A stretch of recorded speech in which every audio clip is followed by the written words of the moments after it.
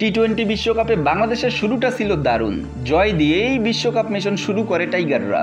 Group পর্বে 4 ম্যাচের মধ্যে 3 ম্যাচ জিতে সুপার 8-এ উঠে বাংলাদেশ দল সেমিফাইনালে যাওয়ার মিশনে হারে প্রথম 2 ম্যাচ। তবুও টাইগারদের সামনে সুবর্ণ সুযোগ ছিল শেষ 4-এ খেলার। টি-20 বিশ্বকাপের সেমিফাইনালে প্রথমবারের মতো খেলতে বাংলাদেশ দলের দরকার ছিল একটি মাত্র জয়, তাও আবার আফগানিস্তানের বিপক্ষে। লক্ষ্য ছিল সহজ, কিন্তু বাংলাদেশ দল তো জিততেই পারেনি, উল্টো লজ্জার পরাজয়ে স্বাদ পেয়েছে। শেষ পর্যন্ত সুপার 8-এ কোনো প্রকার জয় ছাড়া দেশে ফিরতে হচ্ছে টাইগারদের।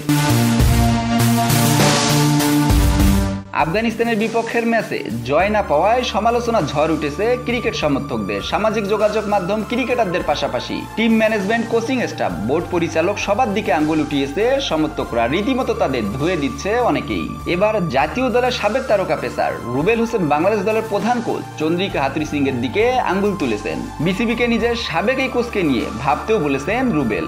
বাংলাদেশ আফগানিস্তান ম্যাচ শেষে নিজের ব্যক্তিগত ফেসবুক অ্যাকাউন্টে রুবেল লিখেন, এখনই সময়। আমার মনে হয় ক্রিকেট বোর্ডের কোচ চন্দ্রিকা হাথুরুসিংকে নিয়ে ভাবা উচিত। এখনই চন্দ্রিকা হাথুরুসিংকে বাংলাদেশ দল থেকে বাদ দেওয়া উচিত।